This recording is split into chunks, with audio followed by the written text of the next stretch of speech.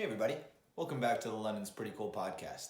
I'm one of your hosts, Patrick Briggs, and today along with my fellow co-host, Aaron Briggs, we are talking to another fantastic guest, Gavin Anderson of Anderson's Craft Ales and Brewery.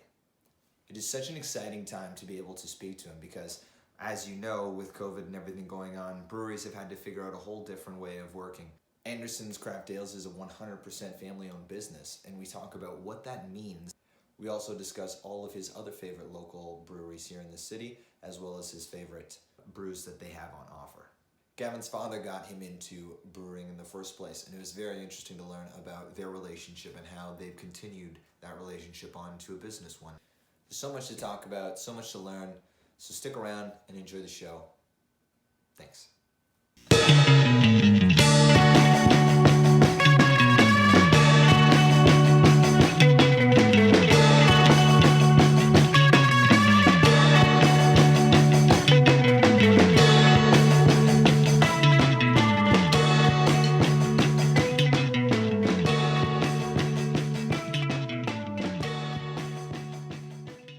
Hello, everybody, and welcome back to another episode of London's Pretty Cool. I'm Erin Briggs, and with my co-host Patrick Briggs, we are very excited to introduce our guest today. On this episode, we are speaking with Gavin Anderson, owner of the local craft brewery Anderson Craft Ales. Anderson's has been a staple in the city for the past 4 years, making delicious beers and hosting great events at their brewery in Old East. Welcome, Gavin, and thanks so much for being here with us. Yeah, thanks for having me. It's a pleasure to be on the show. We just want to start with a quick congratulations on celebrating your 4-year anniversary this past weekend. Oh yeah, thank you. Yeah, it's it's a little different from how we had planned on celebrating it, but yeah, we do what we can.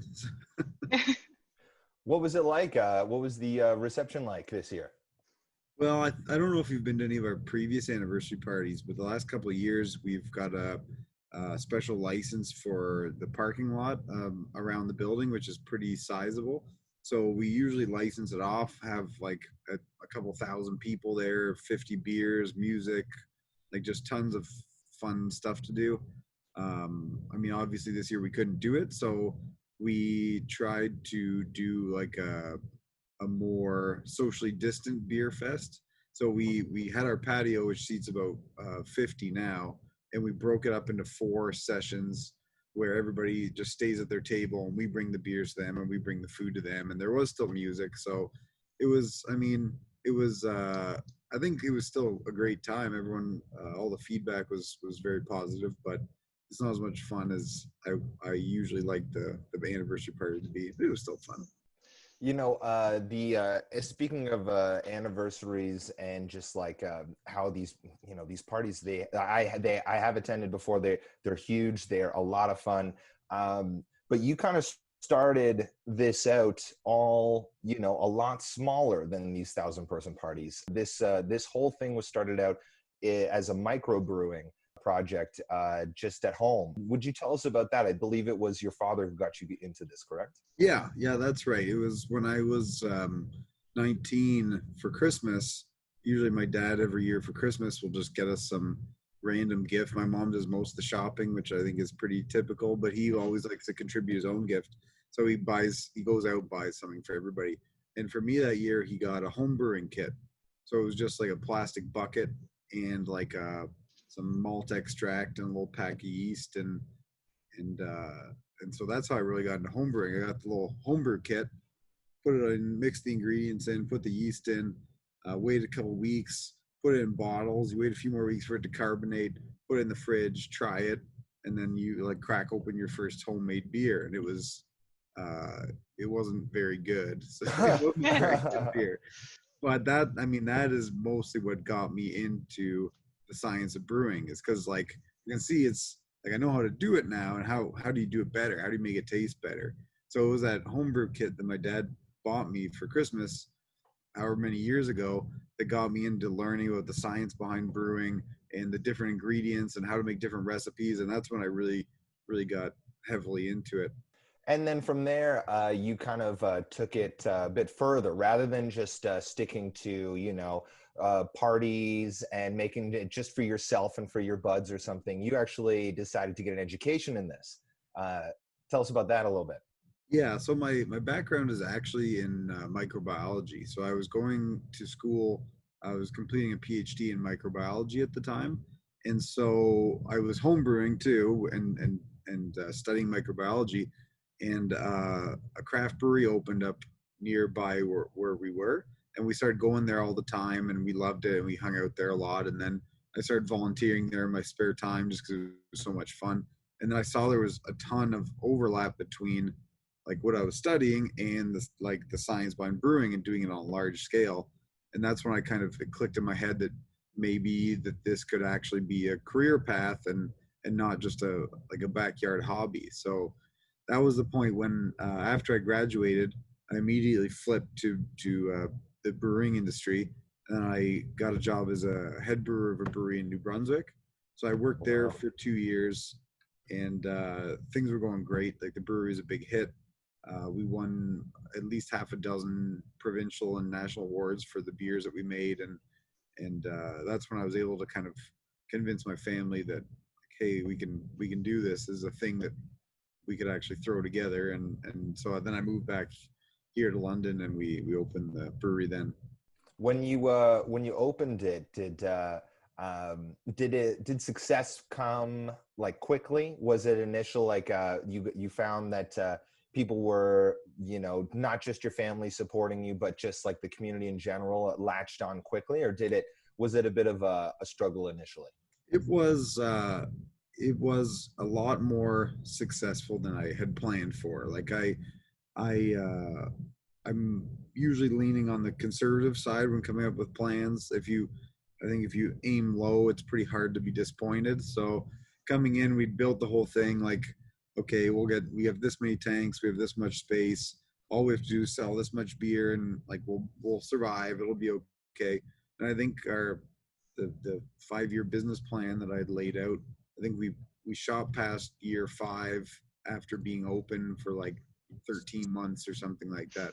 Wow. So Jeez. ever since then, it's just been really kind of scrambling to keep up and make enough to meet demand. So it's been awesome. It's been crazy, but it's yeah, the response was super positive, and it's I mean it's just I think we're just in a great neighborhood, and it's a great community, and everyone's really embraced it, and it's been awesome. You know, speaking of embracing it, and you mentioned that you had won a couple awards at the past brewery that you worked at. You've won quite a few with now your own brewery. You've, you know, won a couple national competitions as well as regional and local as well. Does any of that, how does that come into play into your work now? You know, does that help with branching out sales into different places? Is that just like great pride? I get to, you know, whenever I take a tour of people around my place, you know, a couple awards over there, you know, in the corner. Like, what's that like for you, and how does that affect you and your business? Yeah, I mean it's always great to be recognized by people in your own industry that you're doing a good job and have a great product. So yeah, we have had a couple beers that have won. We had a gold or two at the Canadian awards. We had some international silver award for one of our beers, and provincial ones we won a handful of them. So it is really nice to be recognized that I mean, obviously we think that we're doing the best we can and making a great product, but we're pretty biased, I think, because we make stuff that we like. But so the recognition that other people also think it's good, it feels good, and it's a great feeling for everybody on the brew team. I think that they're doing a great job as well, and it is a good foot in the door. I think if you're going to a restaurant trying to convince them to take your beer, you're like, hey, look, this one is the best one in Canada, so why wouldn't you want to take it? So Mm-hmm. it yeah, it helps, I think, but it's mostly I mean the award shows are also kind of tough because they're structured kind of like dog shows where they they with a dog show you have a dog and they judge it based on the breed standards. So like if you have a chihuahua, it's supposed to be tiny, it's supposed to have ears like this, it's supposed to have like this face, whatever. So if you submit a beer that like our cream ale, it has to really narrowly fit the description of cream ale, or it's not gonna do very well. So Like my dog Interesting. here, I've got the best dog in the world. He would never ever win a dog show competition because he's a mix of like 7 different dogs. Yeah. So it's, I mean, the awards are great, but they're not everything, because you can make some really Mm. cool, unique beers that just don't fit any pre-existing categories, and you'll never ever win an award for them. Doesn't mean that they're not awesome beers. So it goes both ways, I think.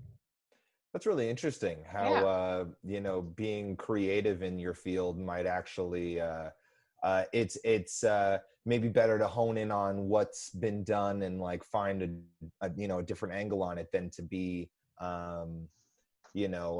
too out there, at least in the awards, area of Sector. things. Mhm. Yeah, I think, and you see a lot of the breweries that are really at the forefront of experimenting with new styles and new techniques. You don't often see them like raking in tons of awards because there's no category that fits what they're doing. So Mm. it's not for everybody, but that's why we do a lot of beers to style, and we do a lot of beers that are not to style. And so we just pick and choose which ones we're going to submit for awards and things. The speaking of just like kind of out there flavors, is there a specific one that you've ever made where you were like, that is not good and I cannot allow that to pass on, or anything like that? Like, this combination of flavors does not work. Usually, like for ones like that, we do. So we've got our main system, which is 1,500 liters per brew, and so that one we don't do a lot of crazy experiments with. We got to have a pretty good idea of what's going in that one. And then our pilot system is 150 liters, so that's only 3 kegs. So that one we get a little bit more experimental. And then if Mm. you want to go even stranger, we'll just like get some ingredients and like throw them in a pitcher and drink it and see what it tastes like. Oh Like yeah. for Yeah. our anniversary party that we just had, we had over 20 different beers there. So usually for a big party we have more than 50. And so when you're looking for 50 different beers, like it's pretty tough to name or think of 50 different beers. Like, so Mhm. some of them are pretty off the wall. But yeah, two that got rejected this year, that we were just messing around with flavor combinations. They weren't bad, but I don't know if people would be ready for them. One was it was a pizza amber. So Oh, Oh, oh, really? interesting. yeah, it was Yeah. amber ale with like tomato, some oregano, like a little garlic, and like it was it was I think it turned out it was super interesting. Like, it was Mhm. mostly like a beer and like a pizza at the same time. Like, Yeah. beer and pizza is a great combo. This was a Mhm. one-stop shop.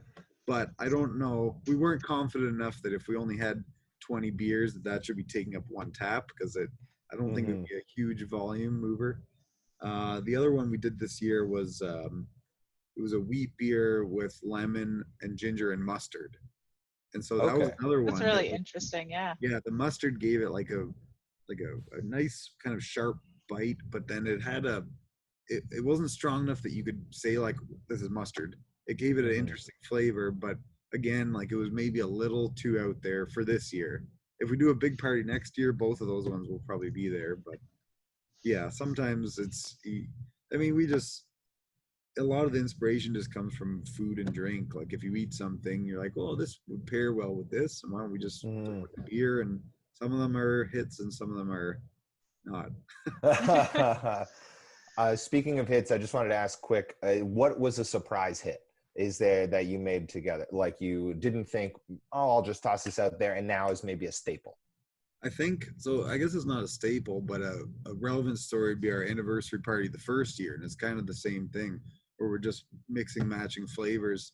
And we brewed a cream ale, threw a ton of blueberries in it, and it was like a day or two before the party where we're taste testing everything, making sure the beers are ready, carbonation's ready, everything's ready to go. And we had the blueberry cream, and everyone was like very lukewarm reaction to it. Like, it's okay, but like, I don't think we're gonna serve it. It's not that good. And we had just leftover ingredients, like 2 vanilla bean pods. And so we're like, oh, let's try it. We just scraped the 2 vanilla pods in there. Next day came back and tried it, and it was like fantastic. It was amazing. And so we Mm. ended up serving it at the party, and it was the most popular one by a mile. So some of them, it's just like, you can be really close and you think it's a lost cause, and it was just one extra ingredient, and it was a huge hit. That's really cool. It's just like it's like anything in cooking, right? You know, a pinch of this, a pinch of that makes everything just right. I think so. Like I've made salsa before where you taste it and it just tastes like, I don't know, like lame tomato sauce. And then it's just like a dash of lemon juice and bam, like that's all it takes. So, yeah, it is a lot like cooking, I think. When you decided to open up your own brewery, what made you decide to make it 100% family owned and independent? And what does that mean to you to have it completely family owned? I think that, I mean, to have it be family owned, I think is a large part of how we were able to accomplish the vision that we set out to do. Like for me, I've always wanted, like I like making beer, I want to have a brewery, but we've always wanted a strong component of it to be community focused and helping local charities and just hosting events and being a gathering place for people. And so I think if you, I mean, it depends on the ownership, but if you have stakeholders that are just really concentrating on returns and your brewery value, it's a lot harder to convince them that you should like host we have a monthly charity that rotates where every Thursday we donate a bunch of the sales to charities and we do fundraisers and special can labels and things like that. So being family owned, I think it takes a lot of the pressure off to, it's not just about making money. Like we don't have people always trying to squeeze every last penny out of it. We can give back to the community and do more, what I think more worthwhile endeavors. And that's because you guys are you get to, you know, run everything. You get to make all the decisions because we were talking about this right before the episode. We were trying to figure out exactly what 100% family owned meant, you know, because like you guys, I don't think take investors or anything like that, right? It's all just you. You know, and you know how you work with the community is, and what all the things that you get to do. It's because it's all you guys running it and deciding what to do, right? Yeah, I think so. It just gives us more flexibility with our like we can take a portion of every sale and give it to charity because there's no outside investors that are just trying to maximize profits and maximize returns. So yeah, like you said, it is 100% family. There's no one, no owners or co-owners that are outside our immediate family. Very cool. I wanted to ask this question because I think it's pertinent for family-owned businesses. How many cousins are working at the business? Cousins? Currently no cousins. Yeah, it's mostly myself. My dad is very involved. My wife would do our running group every week. And my sister does social media. My brother does a lot of merchandise. My sister-in-law does a lot of the, she does the accounting and bookkeeping and stuff like that. So yeah, we have cousins that, I mean, they come by for fun and they're at the event, but right now it's really only immediate family that's involved. Mm. Well, speaking about your dad, I wanted to ask about him real quick. You know, he gave you this microbrewing kit and got you into this. You know, it's not like a dad giving a son a guitar and being like, "Oh, you go do your thing," you know, and be in your band, whatever. Like he actually is part of the business too, and still working with you to this day and everything. What's that like working with your dad? I mean, it has a lot of advantages, and I think it has a lot of pitfalls too. So it's like the pros are it's someone that you can work with, and you know that you each have each other's best interests at heart. So you can disagree on things, but everyone's still working towards a common goal, I think, and that's one of the biggest advantages. I think one of the biggest disadvantages is that it's just you can't really ever escape it. You go Thanksgiving dinner, everyone there is working at the brewery, so it's everyone wants to talk about brewery stuff, and Christmas same thing, and birthdays. It's just kind of if everyone's there, everyone's always kind of talking about it. So there's not a lot of time to get away from it. But I mean, it is good that like we're all working as a team, and everybody wants the same thing, even if we don't always agree. Earlier, you were saying that it was important to you to give back to the community and host those community events. So was that part of the reason why you chose to open up in Old East? Did you know about the community aspect, or what was your reasoning for opening in that area of the city? Yeah, that is a large part of why we moved into that area. So when we were looking around sites in London, like we looked at a few different parts of town, and when we came into the OEV, it just seemed like a perfect fit. Like for one, there's a neighborhood just right around the corner. Well, actually, we're pretty much surrounded by neighborhoods, even though it's an Mm. industrial zone. And there's like a park right across the street, soccer fields with kids, tennis courts, so and a community center. So it's a perfect kind of staging point for community events and things. And yeah, I think the location's awesome. A good chunk of our employees all live in walking distance because it's Hmm. people in the Yeah. neighborhood. It's a really vibrant community, and it was as soon as we kind of drove around and saw the site, it was pretty much decided immediately. It was a perfect spot. Was that your just for all the listeners who don't know? Was that your first location? Yeah, Like that is your current location now still? yeah, where we are on Elias Street in OEV. That's where we opened 4 years ago, and that's the only place we've ever been. For the whole 4 years, what would you say is your favorite beer that's currently available at Anderson's? And then what would you say is your favorite that you've maybe ever brewed, if they're different? I think so. We were just talking about that the other day. Actually, my favorite one. Usually, you can tell which ones I like is because they're one of the few ones that actually come back. So we do a lot of one-offs and rotating beers, and they're great. But like we always want to try something new, and the other brewers always want to try new recipes. So we rarely make the same thing twice. But my personal favorite is the summer pilsner that we do. So Mm. I Yeah. think it's the third year that we've run that one, and it goes from May till August. So I think we just ran out of cans last week, which is pretty sad. So even I have to wait till next year now. But yeah, the summer pilsner, that's my favorite one for sure. What made you decide to start doing different kind of brews based on the seasons? Because you also have like a winter and fall, what and spring. Like, what made you guys kind of come up with that? I think that you'll see there's some people that they just like one style beer and that's what they go for. So they'll come in and they'll drink cream ale all year round, or you get some guys or girls that come in and they just drink stout or brown all year round. They don't care about the weather, they don't care about the season. But like for me, and I think a lot of people would probably agree, is that when it's like 40 degrees outside and super hot and sticky and humid, I'm not going to be like slugging a 10% imperial stout back. I just Yeah. can't do it. So Mm. we tried to make beers that match the seasons. So the summer pilsner is like super light, crisp, refreshing for like a hot, humid day, and then the cool nights and cooler, crisp weather in the autumn. We have our autumn like Oktoberfest, so a little maltier but still really drinkable.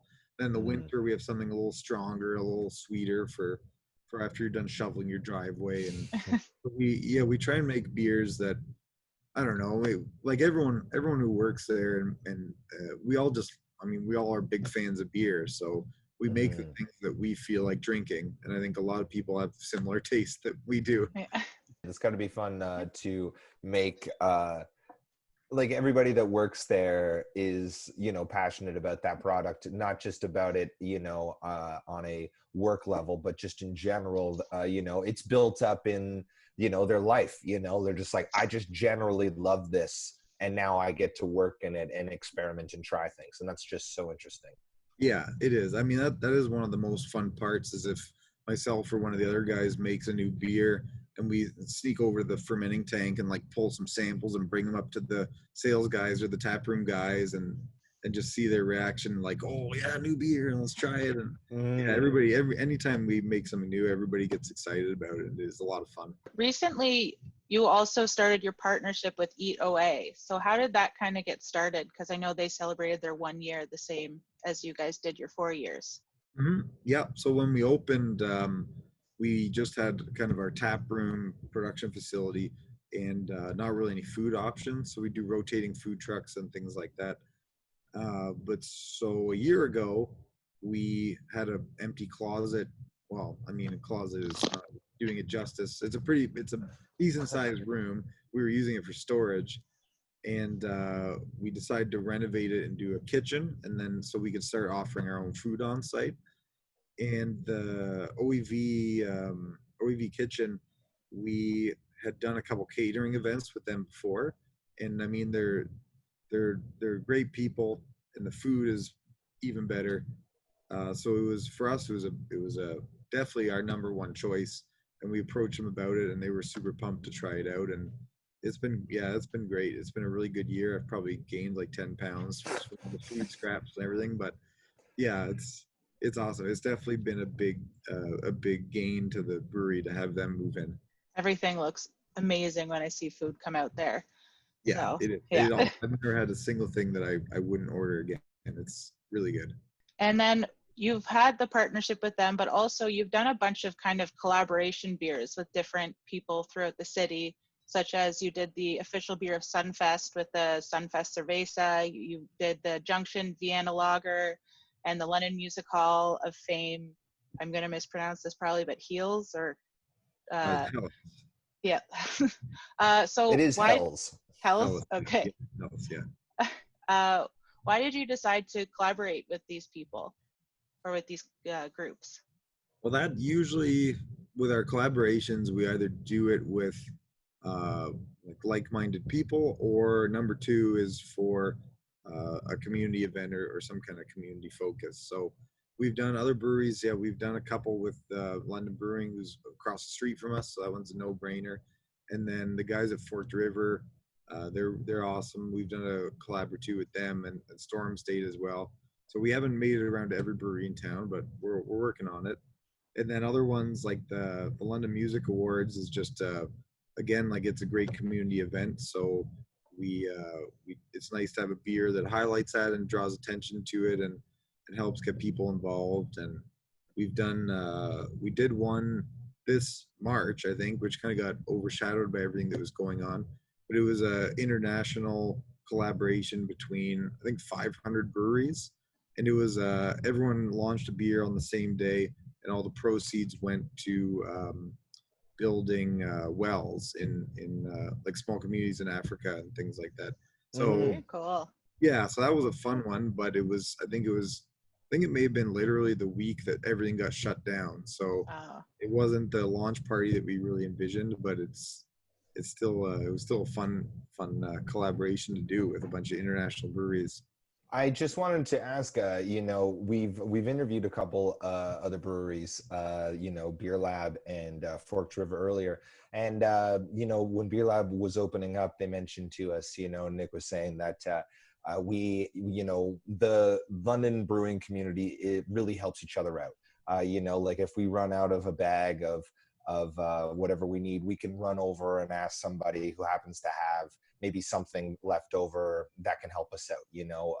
What do you find in the London brewing community, or what's the importance of working together and just like supporting each other rather than maybe a competitive spirit per se?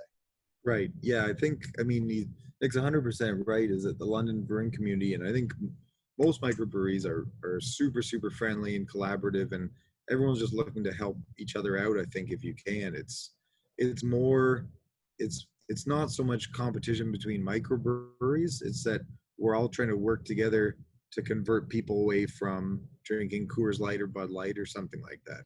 Like even now, it seems like microbreweries are everywhere, but I think we're only about 12 or 13% of total beer sales. So it's nowhere even close to what they're doing. So anytime we can help each other out and get new people to try the beer or work together or do events that raises the awareness of microbreweries, it's always better for everybody. That's really interesting. I find that it just makes so much sense, and I feel like every sort of I don't know, sect of business should kind of follow that sort of ideal of just like we should all try to build each other up, and Yeah, I don't know, like it's better for the community, right? Yeah, I don't know how many other industries are really stacked where like a couple of them, I mean, yeah, where a couple businesses own like 95% of the market. And then I mean there's I think there's two or maybe almost 300 microbreweries in Ontario.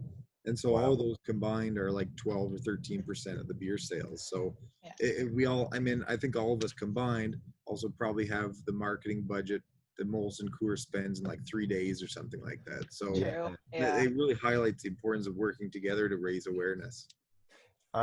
Actually, that just it makes me wonder.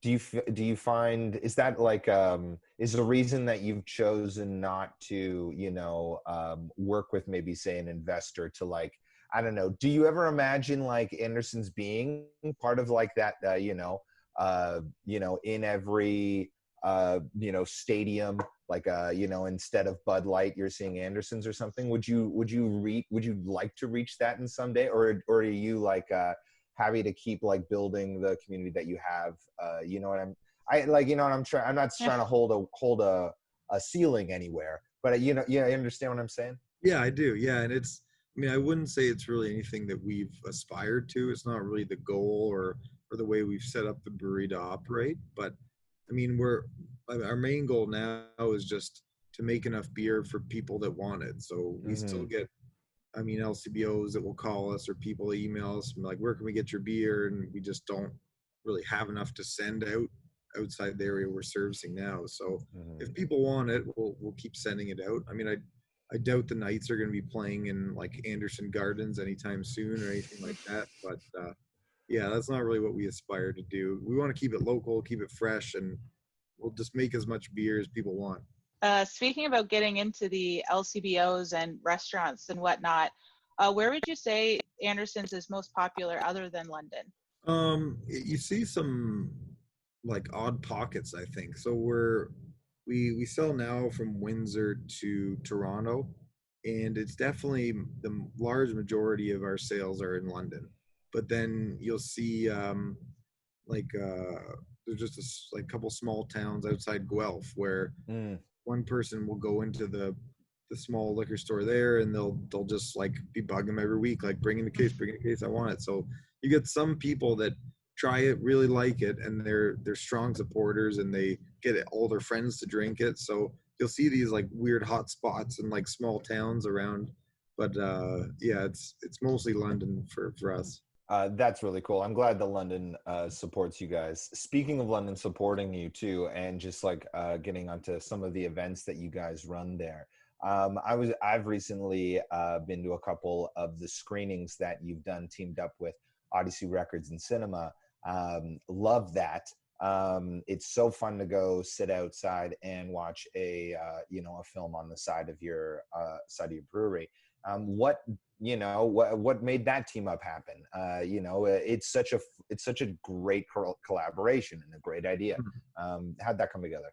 Well, it's so Justin from Odyssey, I've known him for I think a couple of years now, since we would do vinyl pop-ups at the brewery like once or twice or maybe 3 times a year.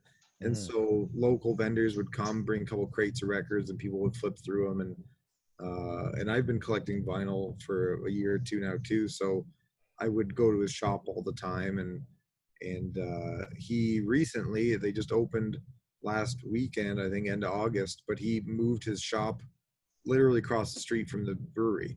So now he's close by, and it was just kind of a perfect storm of events. So he moved across the street.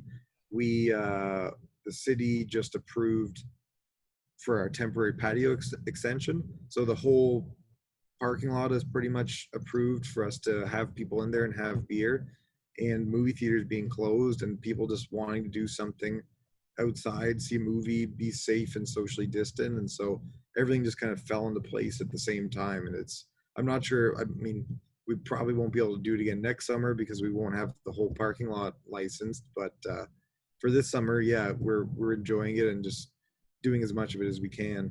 It's really fun. Do you get any say in any of the movie choices? Because so far they have been pretty solid. TMNT, UHF, some classics. Is Blues Brothers going to get chosen maybe sometime soon? What do you say? Anyways.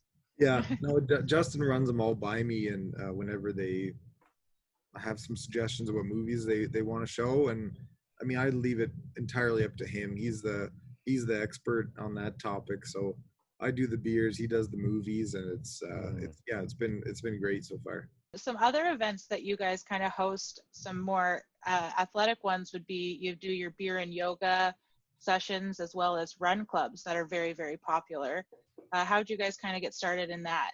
So both of those are mostly my wife who's driven those. So she's been in yoga groups and run clubs before, and so when we opened the brewery, I think we started the run club within a week of our grand opening, because that was one of her goals right off the bat, is that like it's a great fit. Everybody that she would run with would like go for a beer afterwards. So, and we've got, it's not a crowded neighborhood, so it's a perfect place to run around, and lots of parking for people to park and then go for a run and then take off. So that was her idea, and she's been running it since we opened, so 4 years. She checks everybody in and knows everybody in the club, and so I think it is a great fit between people who do the running clubs and people who enjoy a beer or two afterwards, and that one's been a big hit. And the yoga too, like it's you'd be surprised how many people like to do yoga and try and the teacher's been trying to incorporate beers into a lot of the poses. So if you can That's have a super beer fun, yeah. or you can take a beer up with you, and then you're doing, I can't do it, but whatever stretches they're doing while balancing a beer at the same time, and it adds a level of complexity to it, I think. Or it adds your stretch, and it's like, okay, instead of breathing, take a drink. Yeah. I like that. That sounds really fun. Another big thing that you guys do is your mug club. I've seen pictures of you guys customers lined up down out the door, hoping to get their pick of their mug. Can you tell people a little bit about it and what kind of the big appeal? Yeah, the mug club, it's just it's just another like social event for people that want to get more involved. So we do once a year, we do signups, and it's a year-long membership. And for that, you get your own like personalized mug that stays under the bar, and every time you come in, you get to use your mug. And then for our 4 quarterly seasonal releases, we have the spring, summer, autumn, and winter. They get to come in a week ahead of the game, and they get to try the seasonal before everyone else does. And we do a food pairing with it, and I just kind of mingle around and tell them about the beer and chat with everybody. And then once a year, they all get to participate in a full-size brew too, if they want to. So they come and they help me like shovel the grain out and grind the malt and dump the hops in, and yeah, it is a lot of fun. So it's just people who like the beer, like the brewery, and want more, I guess, want to be more involved. It's kind of a behind the scenes or early access look at it. So it's been good. Last year, or the first year, we had I think 40 or 50 mugs. And this year we bumped it up to 70 just because it sold out so quick the first year. And it was the same problem, is that we opened at 12, started selling the mugs at 12. I think at 7 a.m. people were lined up already to get in. And so people would come at 10:30, count, there's already 75 people in the line, and just kind of Gonna go. Next year, wow. You got to figure out how to try and expand it a bit again, because there's definitely seems to be an interest. Maybe multiple drops. 24. We've got 70 ready, but we're gonna do 3 days of unknown numbers. I think the exclusivity is what makes it most exciting. It's like, okay, I got to get up, I got to get my mug, because I'm going to be one of those 75. Yeah, that's true. That's a good point. Yeah. Adds a little. There should be a little gift bag too. Like I'm number 1. I'm number 70, and all this stuff. That'd be fun. Well, there's one guy. So the mug, they change every year, and all the mugs are numbered. So we use different designers to do the mugs. So if you do repeat years, you're not just getting the same mug every time. And there's one guy who, I think 3 years in a row, he's just picked mug number 1. Doesn't care what it looks like. He's the first guy in line, grabs mug number 1. And I love just that. To know, That's just awesome. to show everybody. Yeah. Number 1 fan. That's awesome. You got to have Pretty those. much, yeah. Now, talking of fans, and potential for, fans at shows, you guys are you doing live shows right now on the patio, like live music at all? Yeah, so the way our patio is set up, we've expanded out in the parking lot, so we have the tables all spread super far apart, which is good for distancing. And what used to be our old patio is now kind of, it's like a 20 by 20 foot space that is cut off from the rest of the brewery. So it's been a perfect staging ground for musicians to come and play while keeping plenty of space away from everyone else. So we've been doing music every Saturday from 1 to 3, I think. And yeah, it's been good. You can come on the patio, listen to live music, and the musicians are kind of separate. No one interacts with them, and the people are separate, but you can still hear the music well. So yeah, the outside layout has helped us a lot. That's really cool. I like that a lot. And it's really interesting how this change of things has forced creativity, right? Yeah. It's been, it seems like every 2 weeks the recommendations and regulations change. So it's kept us on our toes the last couple of months. That's for sure. Mm-hmm. Well, you guys do a really good job when I'm there. It always feels very safe. So I think you're doing a good job. So no worries there. Awesome. Well, that's good. It's glad to hear that. Is it usually local musicians that are going to be performing at those Saturdays? Mm-hmm. Yeah. Most of the time it's people from in town, or when it's not, it's people that are kind of, well, not so much now, but like people who are traveling through and stopping in London and would want to do a show. But yeah, for now it's pretty much exclusively local musicians, just because there's not a ton of gigs for them to play right now, and we're not trying to encourage people to travel long distances either. Is there anything else about Anderson's that maybe we haven't gone over that you'd like people to know about? Maybe your core value, or just something about you that that we don't know. I can't really think of anything off the top of my head. No, like we talked about, our core values are like beer quality for one, and then community building is a close second, and yeah, we just try and stick to those two, not complicate things too much. Mm-hmm. When you open during the week, are you able to order online? Can we follow you on Instagram, that kind of thing? Sure. Yep. So we have through our website, it's just andersoncraftales.com. We have an online shop. So everything we have in stock in the retail store, you can order online now. It's free shipping anywhere in Ontario if you get 2 cases or more, and it usually ships out twice a week or something. And then Instagram is I think it's just at Anderson Craft Ales probably. I don't have any social media at all personally, so I have no idea. I think it's Facebook and Instagram is just Anderson Craft Ales. Don't have to worry about that stuff. I got somebody for it. No worries. Yeah. I think we're going to go into, we always ask some just specific London questions, if that sounds good for you. Sure. Just so the first question we kind of want to ask is, what would you say your favorite beer from another London craft brewery is? Oh, that is a good question. Do I have to pick just one? Can I pick like one from every brewery so I don't have to single anybody out? Actually, that would be great. Yeah, give us a couple shout outs. That'd be awesome. Okay, I think so from Fort, I think, like I said, I love our Pilsner. I think their Hans and Franz is my favorite one from Fort, just the Pilsner they do every year. So that one, usually I drive by on my way home and I'll try and grab a can or two when it comes out. So that's my favorite Fort beer. And then across the street at London Brewing, it's tough. Like they have a couple of new IPAs that are really good. I think I'd probably go with the Coconut Brown. I like the Coconut Brown there. It's really nice. Kind of toasty, malty, and has that awesome coconut flavor. Down at Powerhouse, their Homecoming APA is just a solid everyday pale ale. Just trying to visualize the map so I don't skip anybody by accident.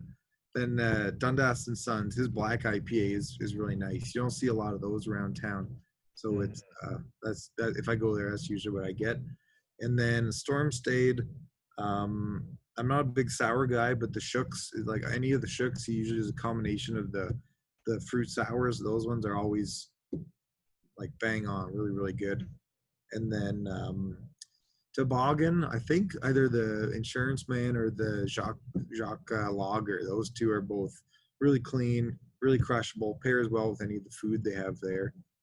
And oh God, who am I forgetting? Am I forgetting any breweries? Beer there's Lab Beer is Lab. one. Beer Lab. Yeah. Sorry, I just went Yeah. around. No Beer Lab. worries. That's a hard one because he rotates his menu so Yeah. often. I was gonna say, So, yeah, it I don't changes. know if he really has any flagships, but last time I was there, he did a couple similar IPAs with the Quebec East, which was really interesting, and those were, yeah, both of those IPAs were really good. And now everybody who's listening has to go out and try all these places. You have so many great breweries in the city. You got to try them all out. Yeah, and if I did forget any, I'm very sorry. It's late and I'm tired. Favorite place to eat or your favorite restaurant in the city? Man, that's also a tough one. It's also hard because usually anytime we go anywhere, it's to another brewery just because we know everyone there and like beer. But let's see. Last time we went somewhere, my wife's big into Mexican food, so we go to Los Lobos for tacos occasionally. Nice. Those are always good, nice flavor combo. Now anytime I go, we have the in-house kitchen, so we go there for brunch every week. They have recently they have like a fried chicken eggs Benedict on like corn waffles, so good. But yeah, That's before delicious. they were open, we would go to Edgar and Joe's Cafe for breakfast Yep. a lot. I like Mhm. them. They have a strong community focus too, which is good. But yeah, it's tough. There's a lot of good options in town. What would you say is kind of like a hidden gem in the city that maybe not a lot of people know about but should? Hidden gem. I don't know. It depends. I would say just come to our brewery if you haven't heard of it yet. If you haven't heard of it, that's a hidden gem. Come see our place. But let's see. Just down the street from us, there's a couple small restaurants. Like right on the corner from us is a Vietnam restaurant, and that one is like the food is super good, really authentic. But I don't really hear about it around town too much. But it's right around the corner from us, and it's really good too. We eat there a lot. Nice. That's probably on East Dundas, I'm guessing. Yeah. Okay, cool. I think I know that one. I've been wanting to try it myself. Yeah, really good. I would recommend. Okay, cool. Very cool. So we wanted to do, just to end off the episode, thanks again for taking the time. We have a classic game of ours that we are now, it's incredibly trademarked and everything. This Or that.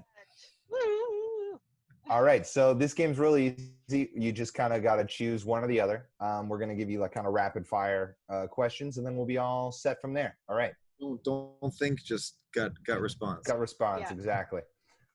So, starting with Masonville Mall or White Oaks Mall? I would say Masonville just because it's closer to me. Stovey's Pizza or Prince Al's Diner? Stogies. They've only picked my name once since we lived here, but